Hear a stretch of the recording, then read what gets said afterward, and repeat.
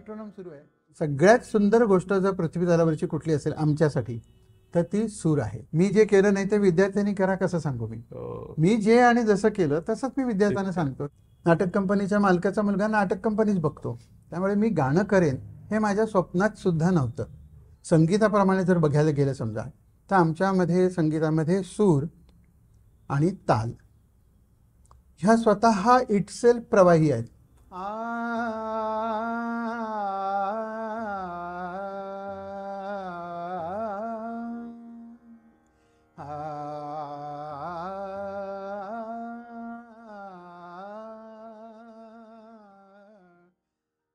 नमस्कार रघुजी.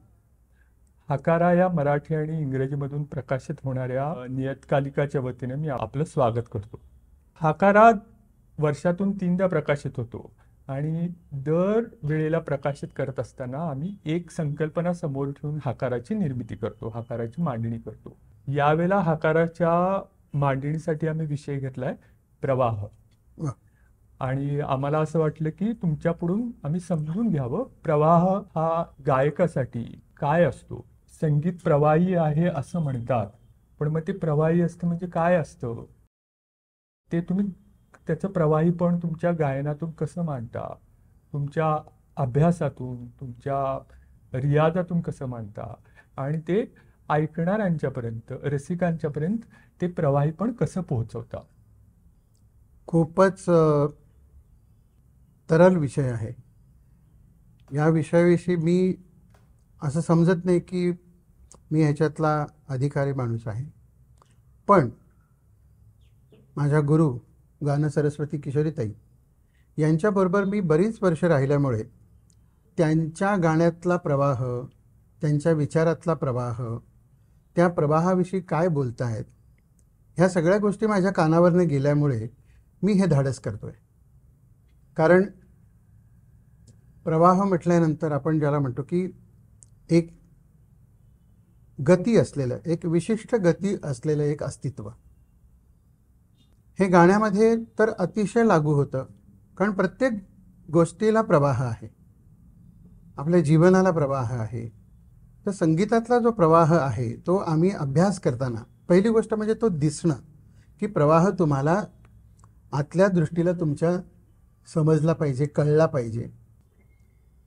म्हणजे किशोरीताईंचं जेव्हा आम्ही तालीम घ्यायचो त्यावेळेला मला मुद्दाम आठवतं आहे की ज्या वेळेला त्यांचा एक राग त्या मांडायच्या, म्हणजे घरी आम्ही जेव्हा शिकवायला बसायचं तेव्हा कधी कधी किशोरीताई म्हणजे मनापासून त्यांचा प्रवाह बघायचा प्रयत्न करायचा. आम्ही त्यावेळेला डिस्टर्ब करत नव्हतो त्यांना.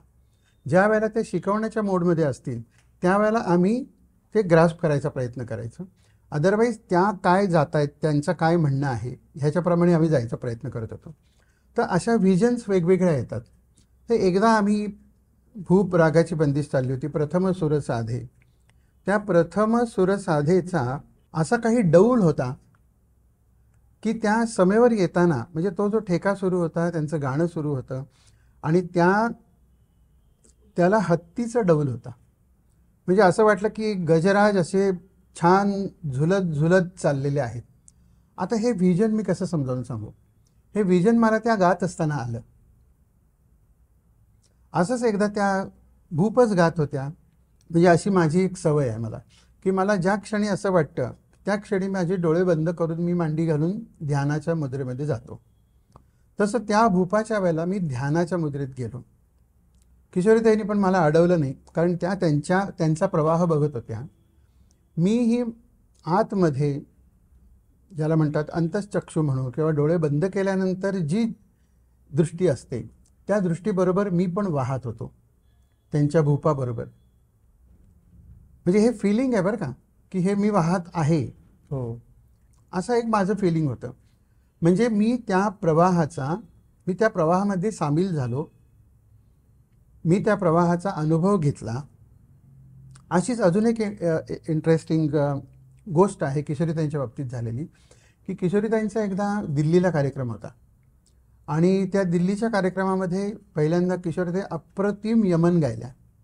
म्हणजे प्रत्येकजण म्हणाले की क्या बात आहे, की ह्याच्यापेक्षा अजून काय गाणं असू शकतं. आणि त्याच्यानंतरचा राग किशोरीताईंनी घेतला बागेश्री.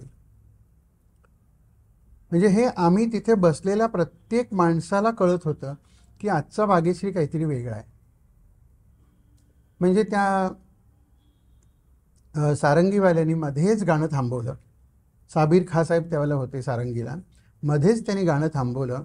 हे सगळे ऑडियन्स, फुल ऑडियन्स होता. NKP साळवे साहेब त्याच्यामध्ये ऐकायला होते. आणि त्यांनी थांबवून काय सांगितलं की अशा पद्धतीचं गाणं आपल्याला ऐकायला मिळणं हा माझा स्वतःचा गौरव आहे आणि तुम्हीही सुद्धा खूप खूप भाग्यशाली आहात की असा तुम्हाला राग किंवा असं गायन तुम्हाला ऐकायला मिळतं आहे. त्यामुळे मी भाग्यशाली समजतो, तुम्ही भाग्यशाली आहात वगैरे वगैरे. तो 3 मिनटं बोलत होता. बोलल्यानंतर परत किशोरीताईनं माईक दिला. किशोरीताईने गाणं सुरू केलं आणि तिथेच परत सुरू झालं किशोरीताईंचं गाणं. म्हणजे एक जो त्या प्रावाहिकपणाच्या एक स्टेट ऑफ माइंडला किशोरीताई त्या दिवशी लॉक झाल्या होत्या. बरोबर. आणि माझा अनुभव काय, तर किशोरीताईंच्या बरोबरीने जसं नदीत एखादं फूल पडतं किंवा नदीमध्ये एखादं काहीतरी एक वस्तू पडून ती जी कशी वाहत वाहत जाईल, तसा मी त्या भाग्यश्रीमध्ये वाहत वाहत वाहत वाहत जात होतो. जिथे किशोरीताई घेऊन जातील मला तिकडे मी जात होतो. म्हणजे किशोरीताईंनी मला नेहमीप्रमाणे प्रश्न विचारला की काय रे रग्या, कसा झाला आजचं भाग्यश्री. तर मला जे काय मनात फिलिंग होतं की किशोरीताई त्या भाग्यश्रीच्या इतक्या जवळ पोचल्या होत्या की दरवाजा उघडलं की समोरच भाग्यश्री उभी असेल. एक तर तो प्रवाहाचा आम्हाला सगळ्यांना ताईने अनुभव दिला. म्हणजे त्यांच्या मनात तो किती दृढ असेल किंवा त्यांना किती तो भावत असेल याचा आपण अंदाज पण नाही करू शकत. संगीताप्रमाणे जर बघायला गेलं समजा, तर आमच्यामध्ये संगीतामध्ये सूर आणि ताल ह्या स्वतः इटसेल्फ प्रवाही आहेत. कारण एक सूर आपण जेव्हा लावतो तेव्हा तो हा त्याचा प्रवाहच चालू आहे. सो प्रवाही म्हणजे प्रवाह हा प्रवाही गोष्टीने आणखीन जास्त चांगला दिसू शकतो.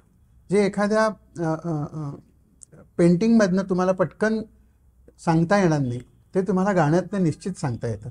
गाण्यामधून तुम्ही सांगू शकता, तालामधून सांगू शकता. ताल म्हणजे सुद्धा काय शेवटी की ताल हे जे आहे ते काळाचं विभाजन करतं. म्हणजे शेवटी एक प्रवासाच्याच दृष्टिकोनातून आपण जर बघितलं तर तो प्रवास सुरू झाल्याची जाणीव तुम्हाला देतो. तो प्रवाह जो आहे हा आम्हाला सुरातनं पण समजतो, तालातनं पण समजतो. म्हणजे त्याची जी लय आहे आणि प्रत्येक भावाला काय लय अपेक्षित आहे. म्हणजे आपण थोडंसं अजून त्याच्या आत जायचा प्रयत्न करूया की प्रत्येक रागाच्या एकच स्पीड त्याची नाही, त्याला गती आहे ना, एक विशिष्ट त्याची गती आहे. तर किशोरीताईंच्याकडं शिकणं सुरू होण्याच्या आधी तुमच्या घरातच खरं तर गाणं होतं आहे, संगीत हे राहिलेलं आहे. तुमच्या वडिलांची नाटक कंपनी होती आणि महाराष्ट्रातल्या एकूण नाटकावरती एक मोठा प्रभाव पणशीकर साहेबांचा राहिलेला आहे. आणि म्हणजे तसंच तुम्हाला संगीत आणि गाणं नवं नव्हतं त्यावेळेला सुद्धा. हा प्रवास कसा होता, म्हणजे तिथं सुरू झाला किशोरीताईंच्याकडे शिकण्याच्या आधीचं एक नाटकातलं गाणं आणि पणशीकर साहेबांच्याकडे शिकणं. जसं म्हणतात की तुम्ही जन्म घ्यायच्या आधीच तुमचा प्रवास कसा होणार हे निश्चित झालेलं असतं. त्यामुळे म्हणजे हे शेवटी कळण्यासाठी 40-50 वर्ष जावी लागतात. पण जेव्हा मी मागे वळून बघतो तेव्हा माझ्या असं लक्षात येतं की मी संगीतच करावं, ते कोणाकडे करावं आणि त्याच्यासाठी माझी पार्श्वभूमी नीट व्हायला पाहिजे म्हणून मी 3रीपासून गाण्यात आहे. फक्त 3रीला मला कळलं नाही की मी गाण्यात आहे. ते माझा पहिला रोल मला जो आमच्या गुरुजींनी दिला आणि तसं फक्त त्यांनी की पणशीकर घराण्यातला मुलगा आहे त्यामुळे ह्याला गाणं नाटक येत असेल. त्यांनी माझं काही गाणं ऐकलेलं नव्हतं कधी किंवा मी गात पण नव्हतो, असं काही की गा वगैरे असं गाणारा नव्हतं. पण त्यांनी कसं सिलेक्ट केलं हे मला माहिती नाही. पण त्यांनी सिलेक्ट केलं. मला पहिला रोल जो त्यांनी दिला तो मला महर्षी नारद हा त्यांनी मला रोल दिला. बरं, हे ठीक आहे, एक गोष्ट झाली. दुसरी गोष्ट म्हणजे मी थोडा मोठा होत असताना आमचं नाटक जे आहे कट्यार काळजात घुसली म्हणून, जे आमचं नाट्यसंपदा म्हणजे प्रभाकर पणशीकरांचंच नाटक आहे, त्या नाटकामध्ये छोट्या सदाशिवाची एक भूमिका असते. तर त्यावेळेला तो रोल जो असतो तो 5 ते 7 म्हणजे साधारण 10 ते 12 वयोगटापर्यंतच चालतो तो. 12 झाल्यानंतर तो मोठा दिसायला लागतो, त्यामुळे तो छोटा सदाशिव वाटत नाही. आणि मी थोडंफार गात होतो हे बाबांना माहिती होतं, त्यामुळे त्यांनी मला सांगितलं की हा रोल करायचा आहे. मी आपला तो तितक्याच उत्साहाने केला. मला काही असं नाटकात काम करणं, गाणं काहीही डोक्यात नव्हतं. पण ते झाल्यामुळे काय झालं की कट्यार, म्हणजे कट्यार काळजात घुसली हे नाटक पुरुषोत्तम दारव्हेकरांनी लिहिलं आहे, पण त्याच्यामध्ये त्यांनी गाण्याचे डूज अँड डोंट्स हे इतके भरून ठेवले आहेत की गाणं करायचं असेल तर शिष्यानी कशी वृत्ती ठेवायला पाहिजे, कुठे बघायला पाहिजे, हे सगळं मी त्याच्यामध्ये 2-3 वर्ष बघत होतो. मी इच्छा असेल नाही तर नसेल, माझ्या कानावर तेच संवाद पडत होते, तीच गाणी पडत होती, तेच गाण्यातल्या सगळ्या गोष्टी माझ्या कानावर पडत होत्या. परत मला याची कल्पना नाही की मी पुढे गाणं करणार आहे.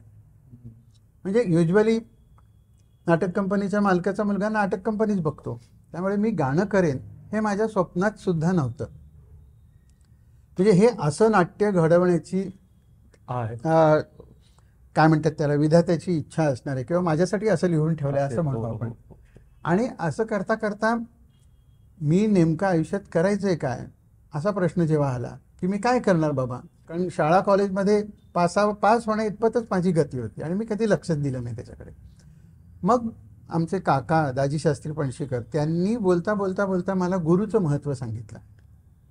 आणि गुरु काय करतो, गुरुचं महत्त्व काय, असं सगळं बोलणं झाल्यानंतर माझ्या डोक्यात एक प्रकाश असा पडला की नाही, मी गुरुची सेवा करण्याचं माझं ह्याच्या पुढचं उद्दिष्ट राहील.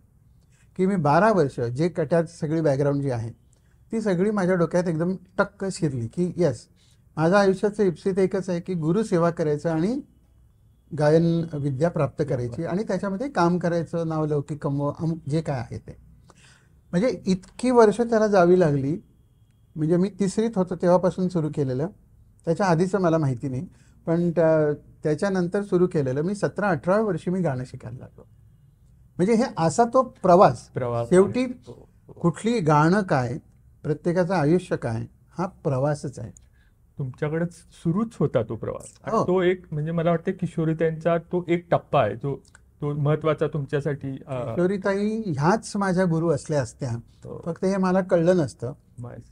तो प्रसंग एक आला म्हणून ते घटना घडली ती. बऱ्याच वेळेला आम्ही असं बघतो की एखादा गायक आहे, वादक आहे, कोण आहे, तो काय पद्धतीने त्याचं जीवन जगतोय, त्याच्या आयुष्याचा प्रवास तो कसा जगतोय. तर काही माणसं मनमिळावू असतात, काही माणसं हेकेखोर असतात, काही माणसं दाखवणारी असतात, असं वेगवेगळ्या पद्धतीची माणसं आहेत. आम्ही गाणं ऐकल्यानंतर तात्काळ ओळखतो हा अशा पद्धतीचा माणूस असणार आहे. कारण काय, सगळा स्वभाव त्याच्यामध्ये येतो. तुमचा स्वभाव त्या गाण्यामध्ये तुमचा दिसतो. तर रागनाट्य तुम्ही म्हणालात ना की ह्या प्रवाहाला, जसं आपण शेती करताना त्याचे वाफे बनवतात बघा, पाणी तर वाहून जातच आहे, मग त्याला असा वाफा करून त्याला अमुक ठिकाणी पोचवणे, म्हणजे त्याला दिशा देणं पाण्याला. बरोबर. हा परफॉर्मन्सच्या दृष्टीने मी सांगतोय की तो जो प्रवाह आहे तो प्रत्येक वेळी दिसेल गॅरंटी नाही. ती माझ्या वडिलांची इस्टेट नाही. जेव्हा त्याची मर्जी आहे त्यावेळेलाच तो तुम्हाला दाखवणार. ते हनुमंताची आहे ना गोष्ट, संजीवनी बुटी त्याला मिळत नव्हती, मग त्यांनी प्रार्थना केली, तेव्हा संजीवनीने सांगितलं मी इकडे आहे बघ.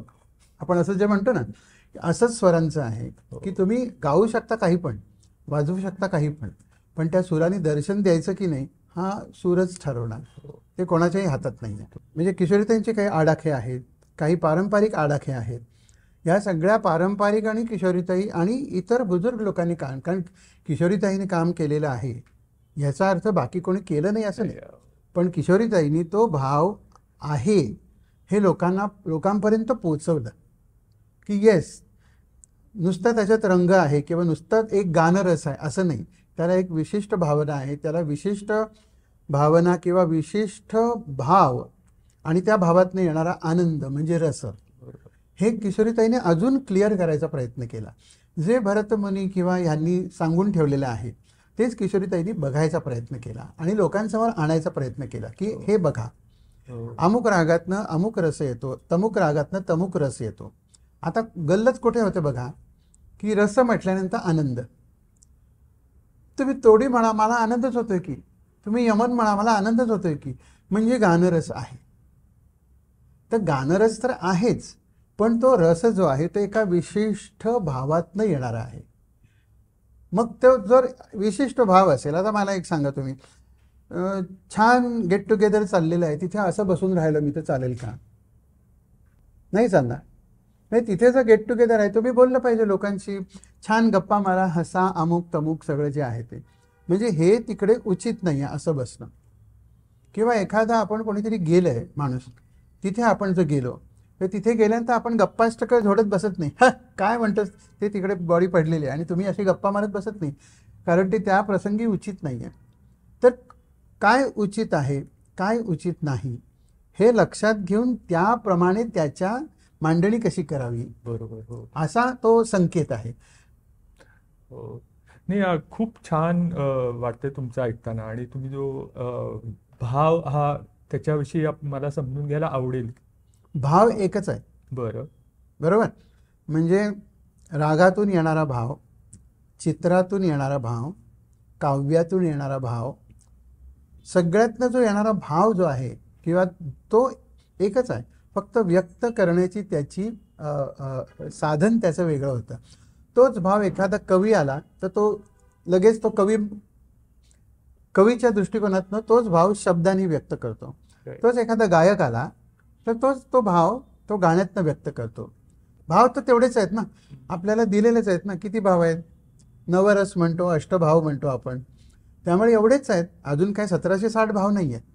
ते भाव व्यक्त होण्याची माध्यमं बदलतात. हो. पण जेव्हा तुम्ही रागातनं भाव व्यक्त करणं असं ज्यावेळेला म्हणता, त्यावेळेला मग तुमच्या मनात असा एक आडाखा असतो की हे मला ह्या वादी संवादी बरोबर काम करायचं आहे किंवा असं काही आहे? खूप छान हा प्रश्न आहे आणि उत्तर देणं पण कठीण आहे. की ह्या सगळ्याच्या ह्याच्यामध्ये आम्हाला एखादा राग मांडायचा असेल तर त्याचा भाव समजून घेऊन तशी मनस्थिती आम्हाला बनवायला लागते. माझी तर मनस्थिती आता तशी नाही आहे.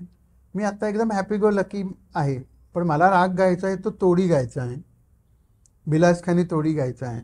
मग तशी मनस्थिती मला बनवावी लागते. म्हणजे नाही बाबा हा, मग आपण ज्याला म्हणतो ना की त्यासाठी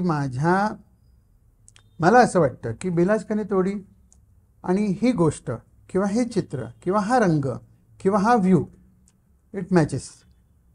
I try to memorize this, remind. मी माझ्या मनाचं चिंतन वाढवतो ह्या गोष्टीतलं, की जेणेकरून मला ह्या भावाचं आलंबन माझ्या मनात होईल.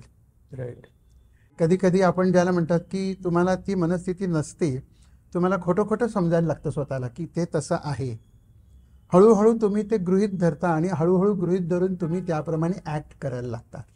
अशा खूप गोष्टी आहेत. म्हणजे मी हे वन ऑफ द गोष्ट सांगितले मी 1760 मधली. नाही, ते आहे. पण आम्हाला एक सामान्य आम्ही ऐकणारे म्हणून खरंच हा मुद्दा खूप महत्त्वाचा आहे आणि हा विषय पण छान आहे. म्हणजे आमच्यापर्यंत तो पोहोचावा असं आम्हाला वाटतं. की काय असतं एक गायक, त्याच्या डोक्यात काय घडत असते प्रक्रिया. म्हणजे एखादा आता मला हा राग गायचा आहे, हा भाव व्यक्त करायचा आहे, मग तुम्ही कसं ठरवता की आधी भाव ठरवता का आधी राग ठरवता?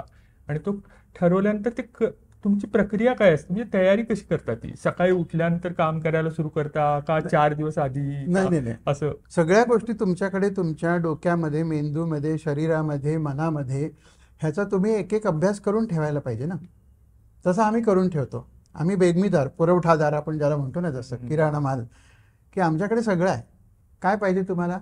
अमुक भाव, ते आम्ही लगेच कॉम्बिनेशन करून तुम्हाला त्याप्रमाणे प्रयत्न करतो. म्हणजे उदाहरण सांगाल एखादं? म्हणजे मलाही माहिती आहे की आता उपीट करायचं असेल तर काय करायचं? मला उपीट नाही करता येत. नाही, पण म्हणजे असं की एखादी भाजी करायची असेल तर भाजी निवडायला लागतो, आपण काम करायचं. बरोबर. नाही, तर आता आपण गाण्याच्या विषयी बोलूया.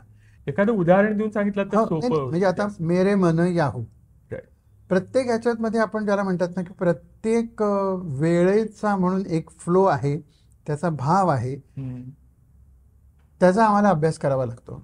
तेव्हा अभ्यास करताना आमच्या लक्षात आलं की सकाळचे जे राग आहेत ते जास्त भक्तिप्रधान आहेत. त्याच्यामध्ये भक्ती अशी ठासून भरलेली आहे. म्हणजे दुपारचे जे आहेत ते थोडेसे आपण ज्याला म्हणू की एक शांतपणा त्याच्यामध्ये आहे. संध्याकाळचे जे परत सुरू होतात त्याच्यामध्ये एक कावरे बावरे आपण ज्याला म्हणतो ना की चल बिचल, आणि त्याच्यानंतरचं जे येतं तो आपण जेव्हा सगळी कामं करून घरी आल्यानंतर एक रिलॅक्स्ड मोड असतो आपला. अशा पद्धतीने त्या स्वरांची रचना ही जुन्या लोकांनी शोधून काढलेली आहे. आपण आता काहीच करत नाही आहोत. तर समजा मला मेरे मन याहू हा जर भाव लोकांच्या समोर मांडायचा आहे, तर त्याच्यामध्ये काय म्हटलं हे पहिलं कळलं पाहिजे ना तुम्हाला. बरोबर. म्हणजे त्या रागातनं जो येणारा भाव आहे त्या भावाबरोबर त्याचे शब्द गेलेत का, म्हणजे शब्दातनं पण तोच भाव व्यक्त होतोय का, स्वरातनं पण तोच भाव व्यक्त होतोय का. त्याप्रमाणे आम्ही तालाला पण तशीच ऑर्डर करणार की हा असाच पद्धतीने तू ताल पकड. त्यांनी मध्ये मध्ये तो धिरकिटे तिरकिटे वाजवत बसला समजा, तर त्याच्यात भावहानी होते. कसं आहे, एक काहीतरी चाललेलं आहे आणि दाणकन काहीतरी पडलं की सगळं, कारण हे ॲबस्ट्रॅक्ट वर्ड आहे, म्हणजे हे तुम्ही पकडू शकत नाही. काहीतरी त्याच्यापेक्षा मोठी गोष्ट आली की ते संपून जातं. खूप नाजूक आहे हे. त्यामुळे ते जतन करून आमच्या मनामध्ये दृढ करून, ज्याला आपण ग्रह अंशन्य असं म्हणतो, तसं ग्रह आम्ही करतो. इतक्या अवस्थेमध्ये आम्ही जातो त्या रागाच्या चिंतनामध्ये की पुढे वर्षांनी 2 महिन्यांनी जेव्हा तो राग गायचा प्रसंग येईल तेव्हा आम्ही काहीही न करता तेच फिलिंग परत फॉलो होतं. हो. कारण तुमच्या शरीरात, आता मला सांगा तुम्ही, आपल्या घरगुती नेहमीच्या गोष्टी आहेत. मी रुमाल इकडे ठेवणार, माझा हे अमुक इथे ठेवणार, चष्मा इथे ठेवणार, हे इतकं सवयीचं आपलं झालेलं असतं. तसंच तो राग आम्ही सवयीचा करतो की घरी गेल्यानंतर आपण तो चष्मा तिथे ठेवला नाही तर आपण, अरे मी ठेवला की नाही मला लक्षात नाही आहे, इतका संक्षिप्त काय म्हणतात त्याला, सहज प्रवृत्तीने आपण तो ठेवून टाकतो. तसं तो रागाचं चिंतन आम्ही इतकं करत असतो प्रचंड प्रमाणात. म्हणजे मी इतरांच्या विषयी मला माहिती नाही, पण किशोरी त्यांचा स्टुडंट आणि चिंतनाची सवय त्यांनी आम्हाला लावली म्हणून रियाजापेक्षा चिंतन आम्ही जास्त करतो. चिंतन म्हणजे कसं आहे बघा, एक अगदी साधं उदाहरण, आपण कुठेही लग्नाला वगैरे जातो तेव्हा बाहेर तिथे एंट्रीला पंखा असतो. त्या पंख्याच्या आतमध्ये अत्तर असतं, बरोबर. ते अत्तर असल्यामुळे पंख्याची हवा त्याच्यावरनं जाते, त्यामुळे हवा येते, पण हवा ते अत्तराचा सुवास घेऊन येते. तसं ते चिंतन आम्ही इतकं करून ठेवलेलं आहे आतमध्ये की तो आम्ही गायला सुरुवात केल्यानंतर आमची इच्छा असो वा नसो, आमचा मूड असो वा नसो, ते लोकांना जाणवत राहणार. आम्हाला कदाचित काहीतरी तिकडे ते टॅक्सचा प्रॉब्लेम झाला आहे, अरे तिथे ते फ्लाईटचा प्रॉब्लेम झाला, हे मनात चालू असेल, पण आमच्याकडनं रेंडर होताना तेच होतं आहे आणि लोक येऊन अगदी डोळ्यात पाणी येऊन, आज आम्हाला अगदी तुम्ही परमेश्वरापर्यंत घेऊन गेलात. अरे माझं तर डोकं तिकडे होतं, मग हे कसं काय झालं. तर हे एकतर 99% वेळा तुम्ही मनापासूनच गायला पाहिजे, पण 1% होऊ शकतं. तरी पण त्या अवस्थेत सुद्धा ते जो तुम्ही चिंतन केलेलं आहे तो भाव तुम्हाला सोडत नाही. भाव, पण मग तो भाव तो असतो, तो तुम्ही त्या भावात दीर्घकाळ असता, म्हणजे कसं असतं, म्हणजे उदाहरणार्थ ही परफॉर्मिंग आर्ट आहे, म्हणजे त्या क्षणाला घडत असतो, बरोबर. म्हणजे ते अचानक असं काहीतरी नाही. कारण आम्हाला असं ऐकताना अगदी ब्रह्मानंदी नाही, ऐका, म्हणजे काय आहे की त्या क्षणालाच घडत असतं.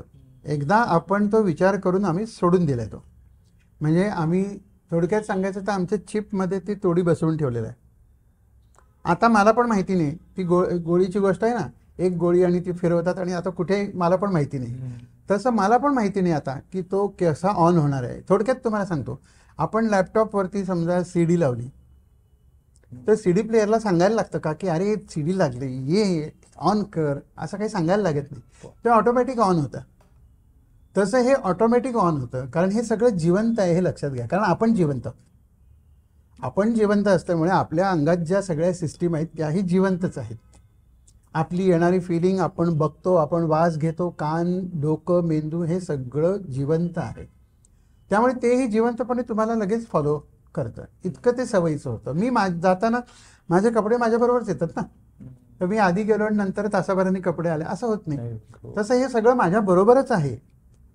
मीच विचार करतोय ना, मीच चिंतन करतोय, मग ते कुठे असणार आहे, माझ्या आतमध्येच आहे. म्हणजे एका बाजूला तुम्ही म्हणता चिंतनाचा भाग आहे आणि दुसऱ्या बाजूला त्याच्यामध्ये उत्स्फूर्तता पण आहे, असं तुमच्या बोलण्यातनं आमच्या लक्षात येते की एक रागचित्र उभं करत असताना या दोन्हीच्या ह्याच्यावरती तुम्ही काम करत असता, म्हणजे एकदम असं अचानक काही होत नसतं.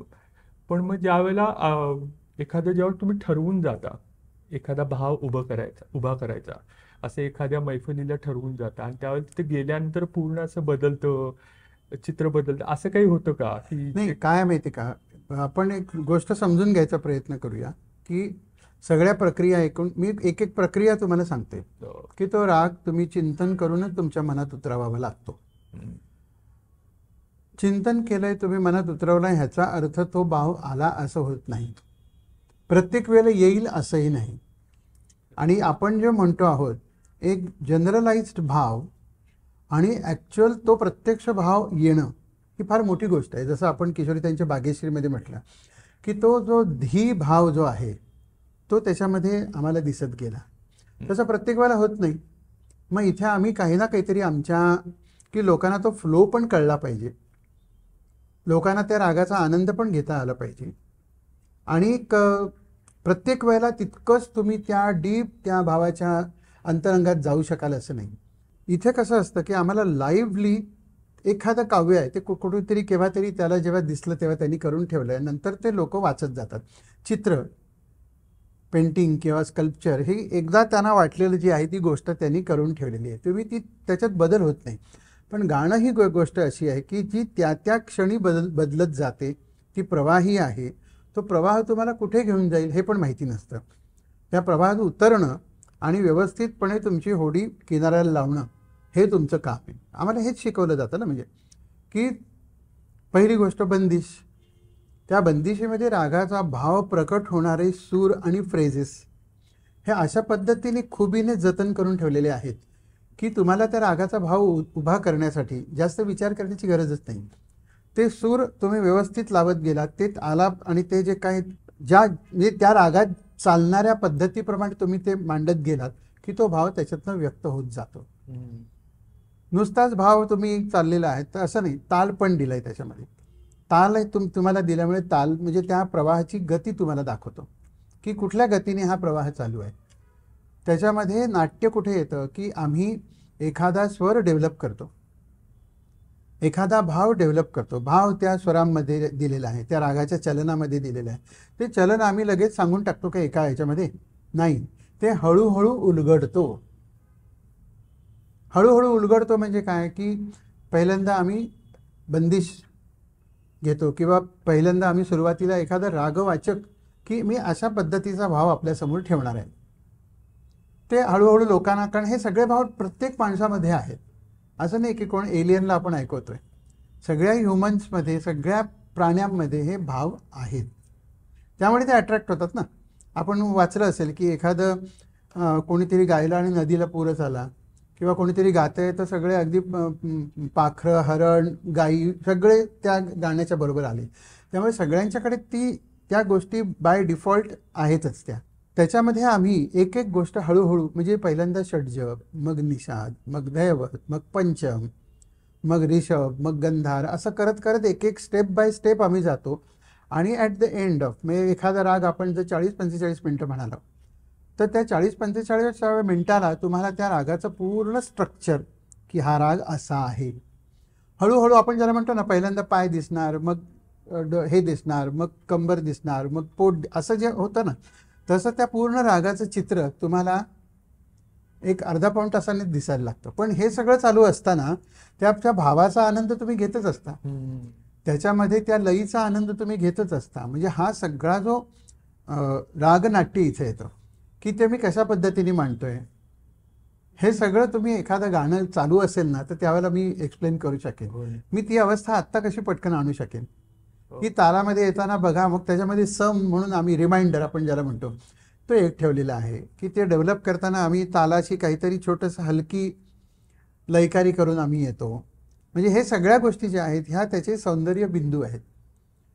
ह्या सौंदर्य बिंदूप्रमाणे प्रत्येकजण, कोणाला ताल जास्त आवडतो, कोणाला सूर जास्त आवडतो, कोणाला तो भाव फारच सुंदर आहे, मी त्या भावात मग्न होणार आहे आता, कोणाला अजून वेगवेगळे फिलिंग्ज असतात. प्रत्येकजण आपापल्या केमिस्ट्रीप्रमाणे रिॲक्ट होतो. बरोबर आहे. तर हे रागनाट्यमध्ये तुम्ही जीवनाकडे बघण्याची दृष्टी कशी आहे आणि तो भाव किती सोप्या पद्धतीने लोकांपर्यंत नेत आहे. सहजपणे आम्हाला कळतं की अरे किती आनंद वाटतो याच्यामध्ये, वा वा वा, अगदी ऐकत राहावंसं वाटतं. एखादा भाव असतो की एखादा, जसं आमचं मारव्याच्या बाबतीत म्हणलं जातं की मारव्यामध्ये षड्ज लावत नाही, म्हणजे दैवत हाच षड्जासारखं ट्रीट करायचा, दैवत आणि ऋषभ, पण म्हणजे षड्ज लावत नाही आपण. म्हणजे त्याचा जर आपण विचार करायला गेलं किंवा बुजुर्गांनी जे सांगितलेलं आहे की मारवा जर व्यवस्थित पद्धतीने जर कोणी गायला तर त्याला तो तिथून उठून जावंसं वाटलं पाहिजे, ती त्या रागाची सिद्धी आहे. म्हणजे एखादा मी मारवा गात असताना समजा कोणाला वाटलं की उठून जावं, हे जे काय चाललंय निघालो मी, ते करेक्ट आहे.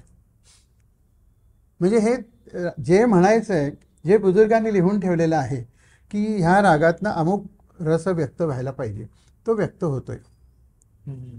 तर असं तो भाव प्रत्येक वेळेला येणार नाही आहे. म्हणून आम्हाला सेफगार्ड करून की तो रंजक पद्धतीने रंजयती इति रागा असं म्हटलेलं आहे. ज्या रागातनं रंजन होतं तोच राग आहे. त्यामुळे रंजन कसं होईल? मग 1950 साली जे चाललेलं होतं ते मी आत्ता 2225ला गाऊ शकत नाही, कारण त्यावेळची गोष्ट आणि त्यानंतर आजमध्ये फरक पडलेला आहे खूप. हा सगळ्या गोष्टीचं भान आज लोक कुठल्या पद्धतीचे, आज भजनी मंडळाचे लोक जास्त असतील तर मी त्यांच्यासमोर तोडी किंवा बिलासखानी म्हणणारच नाही. म्हणायचंच असेल तर तोडी किंवा बिलासखानी मधलं भजन म्हणेन. समजलं की? म्हणजे ज्याला खिचडी आणि पोह्या आवडतात त्याला मी समोर नॉनव्हेज ठेवून कसं चालेल? आम्हाला कळलं पाहिजे, हे आम्हाला ती अक्कल पाहिजे. स्टेजवर बसणाऱ्या माणसाला आम्ही का मानतो की स्टेजवर बसल्यानंतर त्याला पूर्ण त्याचा प्रकाश जो आहे तो वापरावा लागतो, की मी काय केलं म्हणजे लोकांना आनंद होईल, काय केलं म्हणजे लोकांना सॅड वाटेल. मी नेमकं परत त्याच्यामध्ये एक तुम्ही सुरुवात केली तो तुम्हाला पीकवरती न्यायला लागतो. म्हणजे त्याची जर मॅक्झिमम स्पीड आणि इंटेन्सिटी तिथपर्यंत तुम्हाला तो राग न्यावा लागतो. तिथंपर्यंत तो गेला तरच तो तुम्ही चांगले गायक आहात असं म्हटलं जातं. म्हणजे नाहीतर तुम्ही एवढं सगळं तासभर गायलात आणि कुठेही असं सेन्सिटिव्ह नाही काय वाटलं, कुठे मनाला स्पर्श नाही झाला, कुठे असं द्रुत लय किंवा असं काहीच झालं नाही, तर लोकांना नाही आवडत, मग ते रिजेक्ट करतात. पण ते आवडतं का नाही हे तुम्हाला तिथं बसून गात असताना त्यासाठी अनुभव पाहिजे ना, फील होतं. त्यासाठी आम्हाला 100-200 कार्यक्रम असेच करावे लागतात. तेव्हा आम्हाला अंदाज येतो की ह्या श्रोत्यांचं काय म्हणणं आहे, त्या श्रोत्यांचं काय म्हणणं आहे. प्रत्येक ठिकाणचा श्रोता वेगळा. पुण्याचा श्रोता बुद्धिमंत म्हणून समजला जातो. पुणे, नागपूर, दिल्ली इथले लोक अतिशय हेड स्ट्रॉंग आहेत. त्याच्यात परत वेगवेगळे प्रकार आहेत. कलकत्त्याचे अजून लोक वेगळे. पुण्यातले लोक कसे की प्रत्येक तुम्हाला आवर्तनाला दाद देणार, की तुम्ही तो आलाप करून तुम्ही समेवर आलात की हां, तर हेच तुम्ही कलकत्त्याला गेलात तर हे अपेक्षा करू शकत नाही. कलकत्त्याला काही नाही, शांत बसतात, शांत त्याचा आनंद घेतात आणि पूर्ण राग झाल्यानंतर अशा काय टाळे देतात की तेव्हा तुम्हाला कळतं की आपण चांगले गायलो का वाईट गायलो. ते मध्ये मध्ये ते अरे वा क्या बात आहे बहुत अच्छे नाही म्हणत.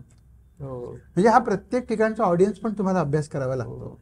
पण गायक दरवेळेला रसिकांचा विचार करून जातो का? कधीतरी तुम्हाला असं वाटतं की मला हे रागचित्र उभं करायचं आहे, लोकांना काय वाटेल याच्याबद्दल मला नाही. हा म्हणजे वेगवेगळ्या पद्धतीचे लोक असतात. बरं, की मला आज अमुक भाव लोकांसमोर मांडायचा आहे, काही वायू हुकोर कृप मी तोच मांडणार. बरोबर. एक पण मी म्हणतो की जेव्हा तुम्ही लोकांसमोर जाणार तेव्हा कशाला हे करायला पाहिजे? हा अगदीच तुम्हाला आतून वाटलं तर गोष्ट वेगळी. नाही बाबा, मला वाटलं होतं मी अमुक अमुक राग आपल्यासाठी गावा, पण मला आज हा राग आपल्यासमोर गायची इच्छा होते, तेव्हा ह्याचाच आनंद आपण घेऊया, असं पण तुम्ही सांगू शकता की. पण जेव्हा तुम्ही 4 लोकांसमोर जाता तेव्हा तुम्ही लोकांची आवड तुम्हाला लक्षात घ्यावीच लागते आणि घ्यावी. कारण ही आर्ट टिकून राहिली ती लोकांच्यामुळेच ना. मला जर कोणी ऐकायलाच येणार नसेल तर मी अभ्यासच का करेन? आणि तसाच मला अभ्यास करायचा तर मी शहरात कशाच राहीन? मी जाईन कुठेतरी पर्वतात, हिमालयात अभ्यास करायला. बरोबर आहे ना? त्यामुळे मला हा आनंद माझ्याकडून लोकांपर्यंत जावा ही माझी इच्छा आहे. की तो जो दैवी आनंद आहे किंवा ते डोळ्यात पाणी येणं जे आहे किंवा ते अष्टसात्विक भाव जागृत व्हावेत लोकांचे, ह्याच्यासाठी मी माध्यम बनावं. ते भाव जे आहेत ते माझ्यातर्फे जावे. प्रवाहाला आपण बघतो ज्या वेळेला की नदी आपल्याला म्हटल्यानंतर कळतं. विमानसुद्धा आपल्याला कळतं. गाडी, ट्रेन, या सगळ्या गोष्टीमध्ये आपल्याला एवढं गाणं आवडतं का? कारण आपण सुद्धा प्रवासातच आहोत ना. आपण सुद्धा प्रवासात असल्यामुळे आपला पण एक प्रवास, आपल्या 0 पासून एंड पर्यंत आपला प्रवासच आहे. त्यामुळे आपल्याला प्रवासाची खूप आवड असते बघा. पुढे प्रवासाला निघायचं म्हटल्यानंतर आपण खूप खुश असतो. तसं गाणं ऐकणं हा पण एक प्रवास आहे. मी कुठल्या पद्धतीने प्रवास केलेला आहे हे ऐकण्याकरता लोक येतात. आज रघुनंदन पणशीकर काय गाणार आहेत, कसे गाणार आहेत ते बघण्याकरता येणार. उद्या अजून दुसरे पंडितजी असतील, त्यांचा अनुभव करण्यासाठी येतात. कारण हा सुद्धा एक निसर्गाचा चमत्कारच आहे किंवा निसर्गाचंच एक म्हणणं आहे. हे सुद्धा एक औषधच आहे माणसाच्या मनाला, की माणसाच्या मनाला ते काही काळ पकडून ठेवतं. त्या रंगामध्ये तो रंगून जातो काही काळ, आणि त्याच्या आयुष्यामध्ये एखादा कोपरा जो असतो तो अजून तुम्ही रंगवू शकता, त्याच्यात आनंद पेरू शकता. पण मग अशा वेळी एखादा गायक, कलाकार लोकानुनयी पण होऊ शकतो ना? काय लोक म्हणजे त्यांना बरं वाटेल ते करणं, टाळा, म्हणजे असं काही होतं का ज्या वेळेला? नक्कीच होतं. शेवटी असं आहे ना की मी माझा विचार सांगतोय, हा प्रत्येकाचा असेल असं नाही.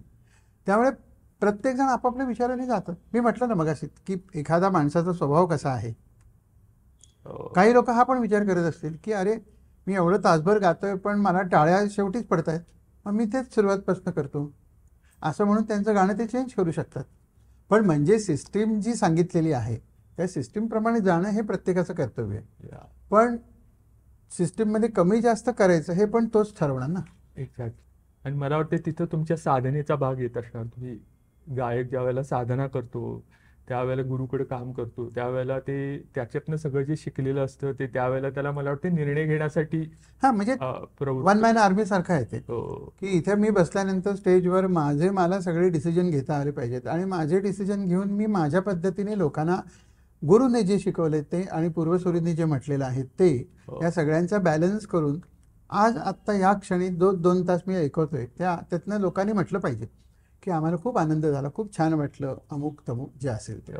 म्हणजे ती पोचपावती आहे ना. मग हे आपण एका दुसऱ्या पुढच्या मुद्द्याकडे पण जाऊयात. हे प्रवाही पण जे असतं ते एका बाजूला तुम्ही गायक आहात, पण त्याच वेळेला तुम्ही गुरुही आहात, अनेकांना शिकवता आहात. तर ते प्रवाही पण तुमच्या विद्यार्थ्यांच्या पर्यंत पोहोचवण्यासाठीची काय तुमची प्रक्रिया असती? तुम्ही कसा शिकवण्याची तुमची प्रक्रिया काय असती? कशा तऱ्हेने ट्रेनिंग तुमच्याकडे मुलं घेतात? सगळ्या गोष्टींचा तुम्हाला विचार करायला भाग पाडणं आणि तुम्हाला रियाज करण्यासाठी उद्युक्त करणं, तुम्ही चिंतन करण्यासाठी उद्युक्त करणं, तुम्हाला सौंदर्यदृष्टी पाहिजे ना. तुम्ही जर सौंदर्यदृष्टीच नसेल तुमच्याकडे तर तुम्ही गाणार काय? गाणं हा इटसेल्फ आर्ट आहे. One of the most finest ज्याला म्हणतात, जे आर्ट आहे. त्यामुळे अशा फायनेस्ट आर्ट बरोबर तुम्ही कसं डील करायला पाहिजे. तुम्ही फार ढोबळ होऊन चालणार नाही, तुम्हाला सूक्ष्मातच जायला पाहिजे. मग ते सूक्ष्मात जायचं कसं? त्यासाठी एक आमची जी जसं पंचांग म्हणतो तशी आमची काही 5 ते 7 अंग आहेत. त्या अंगांचा प्रत्येक अंगाचा अभ्यास त्यांच्याकडनं करून घेणं, आणि त्यांना मी बोलतोय खूप पण ते समजलं पाहिजे ना. ते समजले की नाही हे बघणं. कसं तरी म्हणू नको, प्रॅक्टिकल नको राहू, किंवा नुसतेच तानांकडे बघू नको. तुझी क्षमता ताना मारण्याची आहे म्हणजे काय तू तानाच मारत राहशील का? मग रागाचा भाव कशातनं व्यक्त होतो? रागाचा भाव जो आहे तो स्वरातनं व्यक्त होतो. मग पहिली गोष्ट काय की सूर सुरात लावणे. त्यामुळे सूर सुरात लावणे ही पहिली प्रक्रियेची पहिली बाजू आपण ज्याला म्हणता येईल. त्यानंतर बंदिश पाठ करणे, ती त्या विलंबित तालामध्ये बसवणे. आता विलंबित आणि ह्याची एक छोटंसं एक जाता की लाईट म्युझिक आणि शास्त्रीय संगीत याच्यामध्ये काय फरक आहे. तर मला जे विचार करता करता जे जाणवलेलं आहे ते लाईट म्युझिकमध्ये, समजा यमनमधले तुम्ही काही गाणं घेतात, प्रथम तुला वंदितो, रंजिशी सही, किंवा हे 5-7 मिनिटामध्ये गाणं संपतं. शास्त्रीय संगीतामध्ये काय होतं की तुमची सुरुवातीलाच तुमचं नमनालाच घडाभर तेल म्हणतात तसं, की सुरुवात आणि बंदिश होईपर्यंतच 5-7 मिनिटं जातात. म्हणजे हाच तर डिफरन्स आहे ना. की तुम्ही विमानाने जाता एखाद्या शहरावरनं, तेव्हा ते शहर तुम्हाला काही सेकंदात तुम्ही पुढे जाता, पण त्याच शहरामध्ये उतरून तुम्ही प्रत्येक गली बोळ आणि तिथे काय मिळतं, इथे वडापाव चांगला मिळतो, इथे समोसा चांगला मिळतो, इथे बिर्याणी चांगली मिळते, वगैरे वगैरे, हे जेव्हा तुम्ही बघता हीच ॲक्शन गाण्यामध्ये आम्ही करतो की प्रत्येक सुरावर आम्ही थांबतो आणि ह्या सुराचा भाव काय आहे ते बघतो, त्या सुराला इतर सूर जोडतो.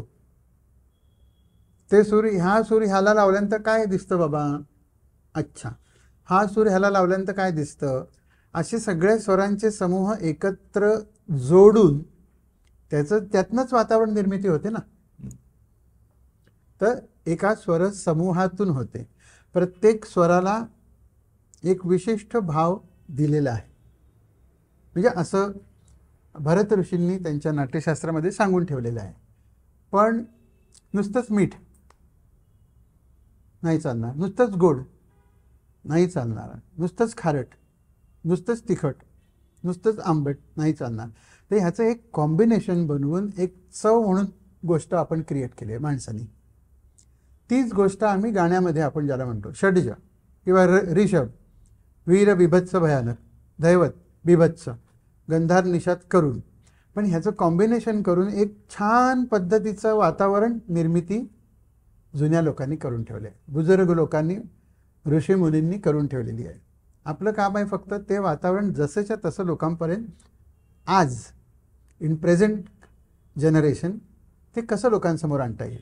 म्हणजे तुमच्या विद्यार्थ्यांच्याकडे अशी हां, विद्यार्थ्यांना मी हेच म्हणजे आम्हीही तोच विचार केला आणि विद्यार्थ्यांना काय मी जे केलं नाही ते विद्यार्थ्यांनी करा कसं सांगू मी जे आणि जसं केलं तसंच मी विद्यार्थ्यांना सांगतो की बाबा मला गुरुजींनी हा तुकडा शिकवला, तुम्ही पण हा तुकडा करा. म्हणजे माझ्या गुरुजींचा जो स्वानुभव आहे तो माझ्यासाठी परानुभव झाला ना.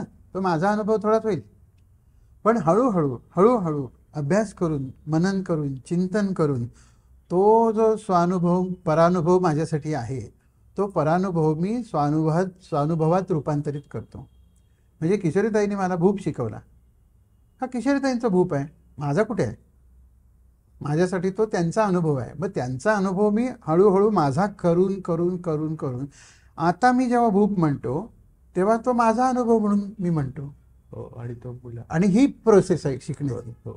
कुठलाही स्टुडंट गाताना गुरु तर दिसलाच पाहिजे, पण त्याबरोबरीने त्याचं म्हणणं काय आहे ते पण आहे, ते त्याच्यामध्ये दिसलं पाहिजे की त्याला तो कसा दिसला. तुम्ही पण किशोरीताईंसारखे कडक गुरु आहात. मी अजिबात नाही.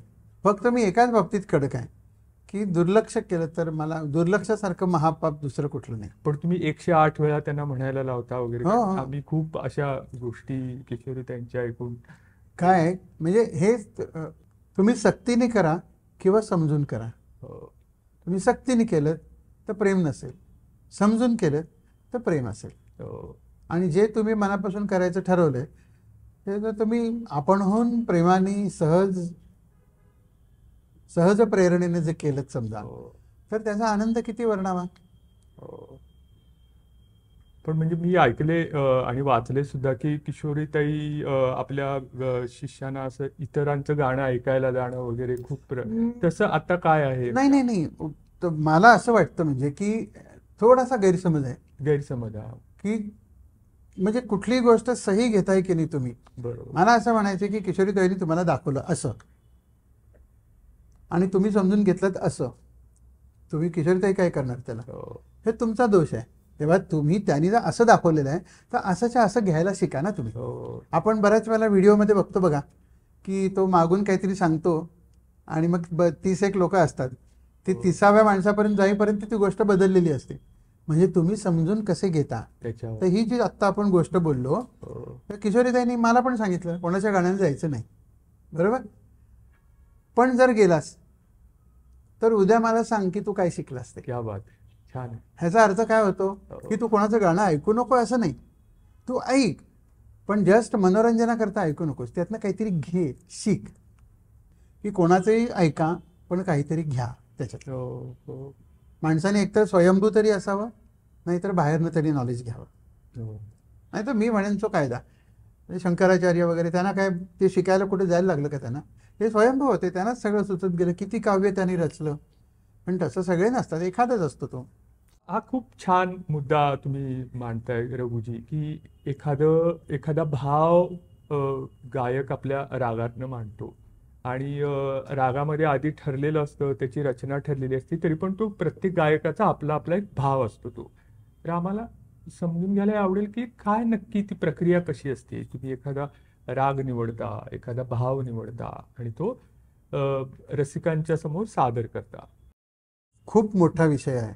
म्हणजे समजावून सांगायचं म्हटलं तरी त्याला वेळ लागेल. पण आपण थोडंसं याच्याविषयी 1-2 मिनिटात काय आपल्याला सांगणं शक्य आहे ते बघूया. की काय आहे की तुमच्या समोर जेव्हा श्रोते आहेत, ते श्रोते काय पद्धतीचे आहेत.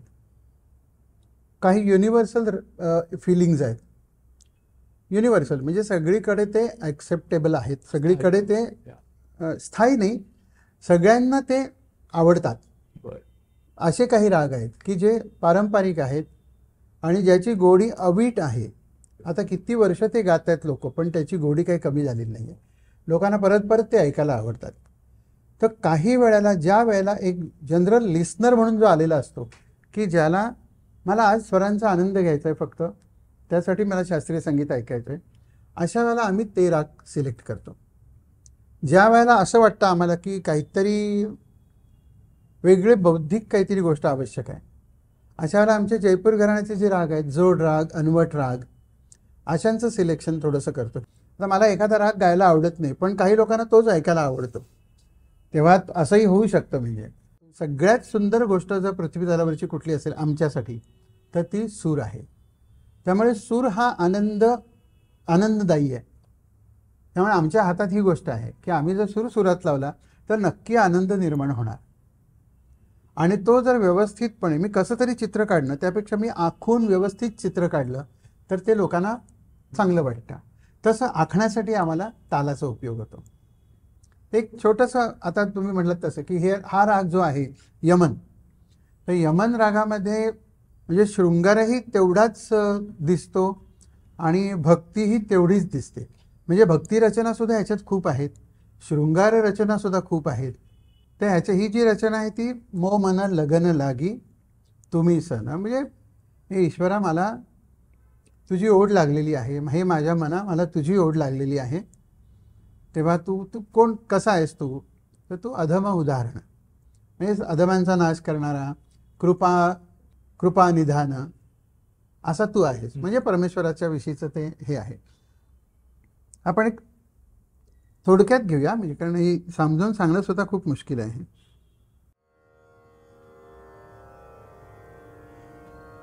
मोम न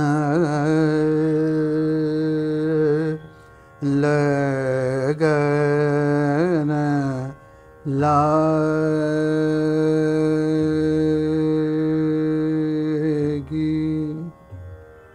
कधी आम्ही शब्दांचा वापर करतो.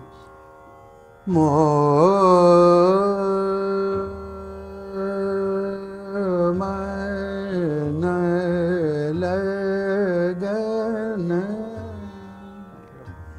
लागी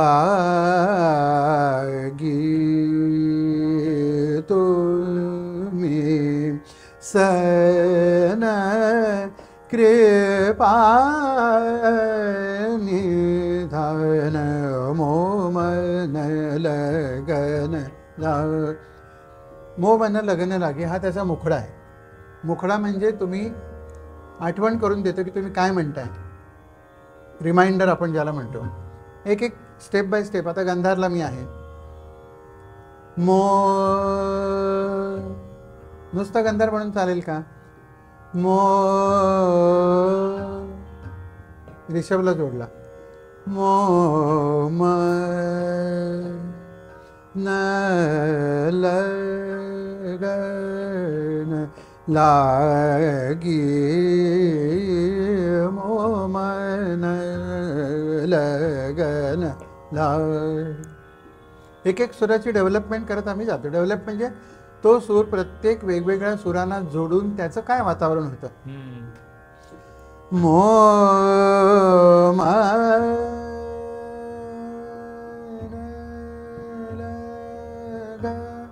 आता हा प्रवाह जो आहे हा तालाबरोबर आणि सुराबरोबर दोन्हीकडनं आपण आनंददायी वातावरण निर्माण करण्याचा प्रयत्न. मोमन लगन लागी, मोमन लगन लागी. कधी शब्दांनी, कधी आकारांनी.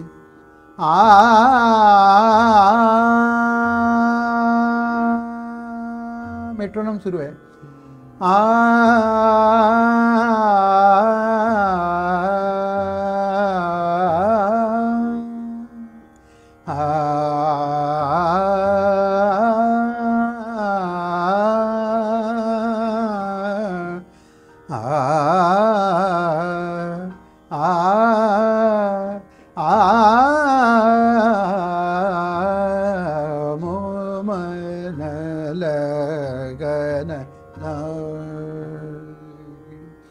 अशा पद्धतीने आपण हे खूपच थोडक्यात आहे, मला कल्पना आहे त्याची, पण आपला आजचा विषय हा गाऊन दाखवण्यापेक्षा गाण्याच्या मागची भावना आणि मागचा अभ्यास काय आहे हा आहे. आणि हळूहळू हा पीकवर नेऊन त्या पद्धतीने त्याच्यामध्ये लईमध्ये वृद्धी करून आपण एक शब्द वापरतो क्लायमॅक्स. राईट. हे सुद्धा नाट्यच आहे. क्लायमॅक्स हे नाट्य आहे. हे नाट्यासाठी वापरतो. लोक येणार, लोकांना अमुक एका स्पीडपर्यंत घेऊन जाणं म्हणजे त्या रागाची पूर्ण व्याप्ती दाखवणं. ॲब्सोल्युटली. एक एक सूर दाखवणं किंवा त्याचे अनेक ज्याला म्हणतात वेगवेगळे पैलू घेत घेत घेत घेत त्याची स्पीडची एक लिमिट गाठणं. एक क्लायमॅक्स म्हणून आपल्या बुजुर्गांनी जो सेट केलेला आहे तो. म्हणजे त्याच्याविषयी मी काय भाष्य करत नाही, पण हा आपला रुटीन ट्रेंड आहे, त्याप्रमाणे आपण जायचा प्रयत्न करतो.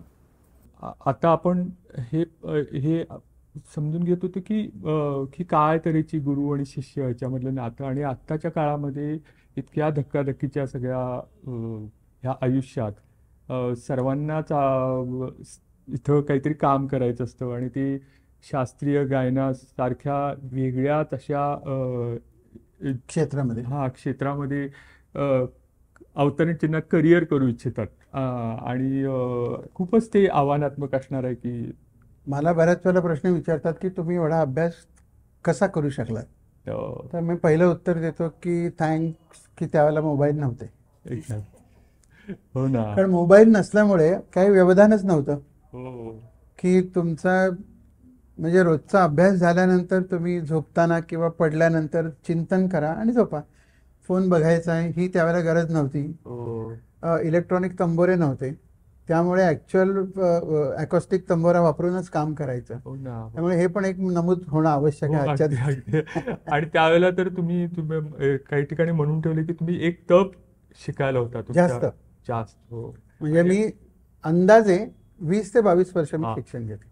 तुमचं झालेलं शिक्षण आणि आताच्या ह्याच्यामध्ये ज्यांना तुम्ही शिकवता ते खूप असं एक्सपोजर आहे. एका बाजूला खूप अशी स्मार्ट आपल्याला विद्यार्थी दिसतात, त्यांना भरपूर शिकायचं असतं, पण लगेच पडदिशी आपलं करिअर पण करायचं असतं आणि इतके डिस्ट्रॅक्शन्स इतके आहेत. म्हणजे आपण ज्याला म्हणतो ना की जर तुम्ही त्याच्या मेन मुख्य गोष्टीकडे जर लक्ष दिलं नाहीत तर शेवटी तुम्ही फसणारच. बरोबर. आज नाही तर उद्या तुम्ही तेवढे तुमचे मार्क कमीच होणार. त्यामुळे आम्ही असा सल्ला देतो की तुम्ही पहिल्या ज्या 2 गोष्टी सांगितलेल्या आहेत ते म्हणजे सहज आवाज आणि करेक्ट स्वराचा बिंदू तुम्ही मास्टर करायचा प्रयत्न. सूर मास्टर होत नाहीत पण त्याची सवय तुम्ही करू शकता. कसं आहे की ज्याला घाई आहे त्याला हे बोलणं पटणारच नाही, त्यामुळे तो नशिबाने तो निघून पण जातो. आणि म्हणजे त्याच्यासाठी मी काही करायची आवश्यकता नाही, कारण त्यांना काहीतरी घाईघाईत करायचं आहे. आणि आमचं म्हणणं असं आहे की गाण्याला घाई उपयोगाची नाही. आणि थोडासा तुम्ही विचार करून अभ्यास करून आजकाल थोडासा कमी वेळ होऊ शकतो, कारण इतकं उपलब्ध म्युझिक आहे जे त्यावेळेला अजिबात नव्हतं. यूट्यूब नव्हता. कोणाचंही गाणं ऐकायचं असेल तर कोणाकडे तरी कॅसेट आहे, मग ती ट्रान्सफर करा आणि मग ऐका. त्यामुळे फार मुश्किलीने एखादी कॅसेट मिळायची आणि ते आम्ही ऐकायचो. आणि त्यातलं जर काही पाठांतर करायचं असेल किंवा काही त्यातलं शिकायचं असेल तर प्रत्येक वेळेला ते रिवाइंड करा आणि परत लावा, रिवाइंड करा परत लावा, असं सगळं आम्ही त्यावेळेला अभ्यास करत होतो. त्यामुळे असा समज असलेली माणसं मिळणं दुर्मिळ. त्यामुळे जी आहेत त्यांना आम्ही योग्य मार्गावर ठेवायचा प्रयत्न करतो. हो. मला असं की वाटतं घाई की करू नका, ते लगाम घालायला लागतो. ते आव्हानच असणार आहे ना त्या रागाच्या भावात तुमच्या विद्यार्थ्यांना ते सगळी सिस्टीम समजून घेणं आणि त्याची टिकणं. नुसती समजून पण तुम्ही एक वेळ 10-12 वर्षात होईल, पण तुम्ही टिकणार कसे? तुमच्यात संयम असेल तर तुम्ही टिकणार. तर संयम कसा येईल हे फार महत्वाची गोष्ट आहे. आणि हा विषयाच पहिली गोष्ट म्हणजे दिसतच नाही ना काही. जो काय आहे ते तुम्ही कानाने अनुभव घ्यायचा आहे. कानाने जे मनात उतरेल आणि जे मेंदूला कळेल तेवढी गोष्ट कॅप्चर होणार. त्यामुळे कॅप्चर व्हायलाच वेळ लागला. पण मग नव्याने शिकू पाहणाऱ्या विद्यार्थ्यांना तुम्ही काय सांगता? म्हणजे तुमचं काय त्यांना सांगणं असतं की ते मी आता म्हणलं तेच की पहिला सूर समजायचा प्रयत्न करून घ्या. तुम्हाला अलंकार बनवायचे आहेत आणि तुमच्याकडे जर सोनंच नाही आहे तर काय, मग 1 ग्रॅमकडे जाणार तुम्ही. तुम्ही सोन्याचे अलंकार बनवायला शिका ना. मग सोनंच पहिलं क्रिएट करा ना.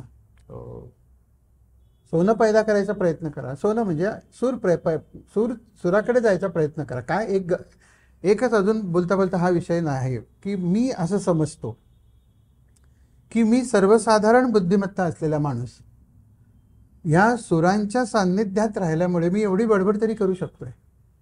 पण म्हणजे मला तयार केलं कोणी? त्या बिंदूंनी. ते स्वरबिंदू जे आहेत ना ते फार चमत्कारी आहेत. मी जर तुम्हाला सांगितलं ओम गंग गणपतये म्हणा, तुम्ही म्हणाल 10-12 वर्ष म्हटल्यानंतर तुमची बुद्धी जागृत होईल, प्रज्ञा जागृत होईल, मन जागृत होईल, तुमची सगळी केंद्र जागृत होतील. तसं ह्या सुरांचं आहे की तुम्ही जर नीट भक्तीने योग्य सूर लावायचा रोज प्रयत्न केला तर तुमचा रघुनंदन पणशीकर होऊ शकतो. कारण मी सर्वसाधारण बुद्धी म्हणजे असं काही ग्रेट खूप काही नव्हतंच माझ्याकडे. पण मला आत्ता हे जाणवत आहे की सुरांच्या सान्निध्यात राहिल्यामुळे सुरांनी मला घडवलं. तर एक सूर करेक्ट लागला की तर तुमचं सगळं जागृतच करतं. ते जागृत केल्यामुळे मला हे कळतंय मी एवढं बोलू शकतोय किंवा स्टेजवर बसल्यानंतर मी आत्ता काय गायला पाहिजे. तुमची प्रज्ञा जागृत होते असं मला म्हणायचं आहे. त्यामुळे सूर सुरात लावणं हेच सगळ्यात श्रेयस्कर आहे. त्यामुळे तुम्ही सूर सुरात लावायचा प्रयत्न करा, त्या बिंदूपर्यंत जायचा प्रयत्न करा, त्याचं जप करा, ध्यान करा, साधना करा. तुमची प्रज्ञा जागृत होईल. प्रज्ञा जागृत झाल्यानंतर काय रियालिटी शो काय आणि क्लासिकलचा प्रोग्राम काय किंवा लाईट म्युझिक काय, बरोबर की नाही? बरोबर. म्हणजे त्याला कमीत कमी अडचण येईल. मी अडचण येणार नाही असं म्हणत नाही, पण कमीत कमी अडचण. निदान एक गोष्ट ते तुमच्या ताब्यात असेल की मी सूर तरी लावायचा सुरात प्रयत्न करू शकतो, असं होऊ शकतं. हा प्रवाह जो आहे ना हा सुरांनीच निर्माण होतोय ना. तो काय मी निर्माण नाही करत आहे. सूरच तो भाव निर्माण करतोय. भाव म्हणजेच प्रवाह, भावाला प्रवाह आहे. आणि अतिशय एक छोटा मुद्दा की जशी नदी वरनं पाणी पडतं, आपण म्हणतो पावसाचं पाणी पडतं, ते नद्या नाले ओहोळ असं करत करत नदीला जाऊन मिळतं.